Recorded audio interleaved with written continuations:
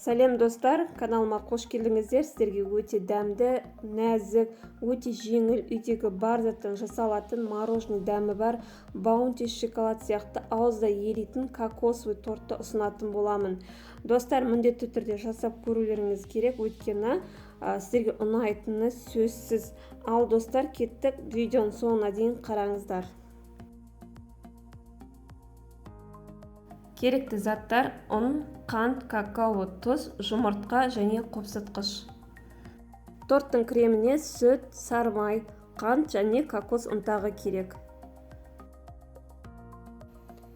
Алдымен ыдысымызға жұмыртқа, тұз, қант салып миксермен араластырамыз. Жұмыртқамыз 2-3 есе ілпілдеп көтерілу керек.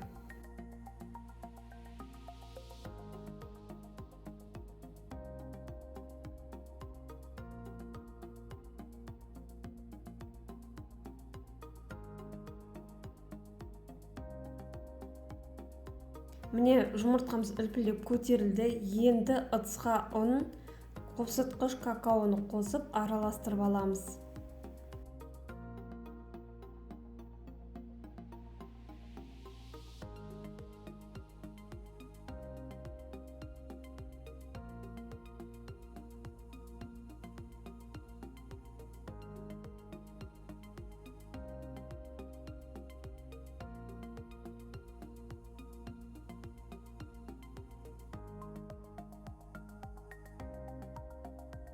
Көтерілген жұмыртқамызға ұнымызды 2-3 бөлікке салып, күрекшемен төменнен жоғары қарай араластырамыз. Видеода көрсетілгендей жасаймыз.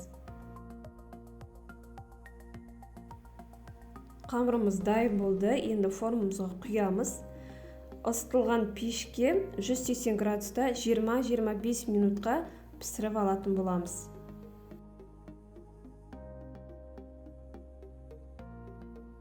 Ендігі кезек кремімізді дайындайтын боламыз. Отты орташа қоямыз. Осындай ыдысқа сүтімізді, қантымызды және жұмсақ майымызды салып араластырамыз. Майымыз, қантымыз ерігеннен кейін кокос ұнтағын салып 10-15 минут араластырып аламыз.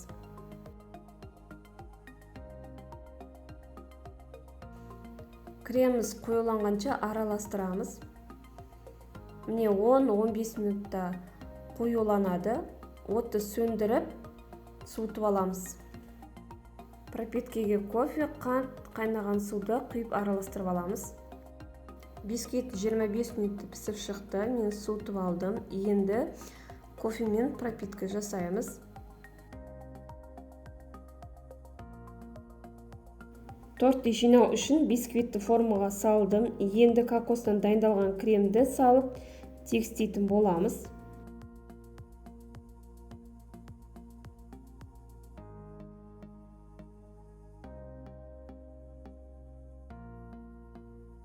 Торттың бетін тегістеп алдық кокос креммен. Енді бетін әсемдеу үшін шоколадты микроволновкаға ертіп аламыз. Ертілген шоколадымызды жылы сүтке қосамыз. Егерде 10% сливкелеріңіз болса, сливке қоссаңыздар да болады. Өте қою шығады. Енді тортымыздың бетімізге дайын болған шоколадты құйып тегістеп шығамыз. Достар, тортымыз дайын болды. 1-2 сағатқа мұздатқышқа саламыз.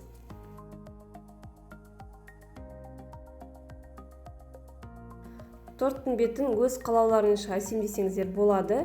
Мен кокос ұнтағымен әсемдеп шықтым. Торт өте нәзік, өте жұмсақ болады, достар. Тортты міндетті түрде жасап көріңіздер, сіздерге ұнайды деген ойдамын.